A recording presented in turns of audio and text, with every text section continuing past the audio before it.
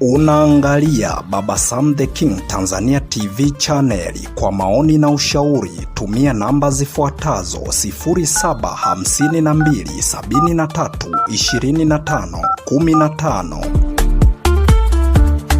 Baba Sam the King.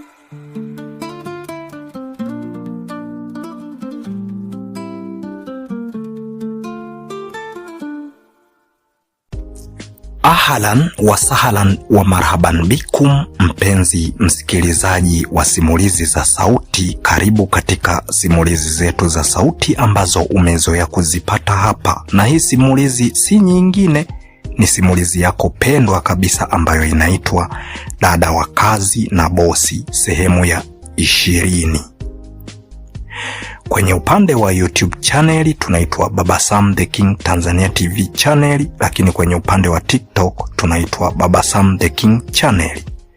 Kwenye upande wa YouTube channel tunachokuomba subscribe, lakini kwenye upande wa account ya TikTok tunachokuomba follow. Lakini kwenye mitandao yote tunachokuomba like, share, comment ili tuweze kupata mchango wa mawazo yako. Tujikumbushe sehemu tulipoishia, sehemu ya 19. Tulimuona mzee huyu wa kuitwa Masunga amefika baada ya siku 2 kupita, na alipata taarifa kwamba waandishi wa habari walikuja mpaka nyumbani kwake na kuanza kuchunguza taarifa za kupotea kwa binti Sikununu. Lakini baada ya kuuliza hapo nyumbani, mke wake Bi Ostina alimwambia kwamba walikuja na wakafika, lakini waliwakuta wajukuu zao ambao ni Clara pamoja na Sijaona, lakini uzuri wao hawakutoa hiyo siri.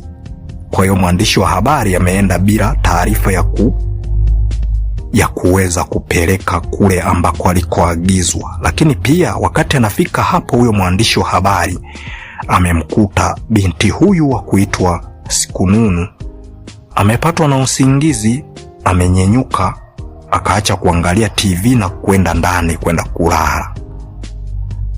Lakini tunaona kwa mzee Fares siku zinazidi kuisha, anazidi kutetemeka tu kila wakati, jasho jembamba halimkatiki, mawazo kama yote. Lakini pia